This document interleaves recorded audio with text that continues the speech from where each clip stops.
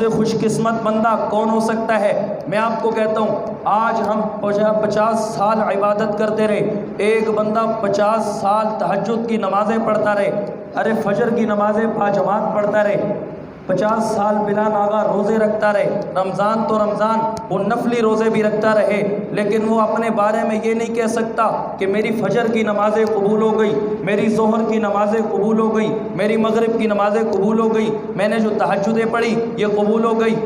حدیث میں آتا ہے بنی اسرائیل کا ایک آدمی آئے گا، 1500 سال عبادت کی ہوگی، اللہ عبادت اس کے منہ پہ اٹھا کے مار دیں گے۔ کہا کیوں؟ کہا اس لیے کہ تو نے لوگوں کو دکھانے کے لیے عبادت کی تھی۔ اس لیے میرے دوستو، کوئی بھی اپنی عبادت کا یہ دعویٰ نہیں کر سکتا کہ میری عبادت اللہ نے دنیا میں قبول کر لی ہے، لیکن میں قربان جاؤں صحابہ کرام کر رضی اللہ عنہ و رضوا عنہ کی ایک تعویل یہ بھی ہے کہ ارے صحابہ، تم کیا سوچتے ہو اپنی عبادات کے بارے میں؟ تم کیا سوچتے ہو اپنے معاملات کے بارے میں؟ اللہ نے مرنے سے پہلے تمہاری نمازیں بھی قبول کر لی ہیں، تمہارے روزے بھی قبول کر لیے ہیں۔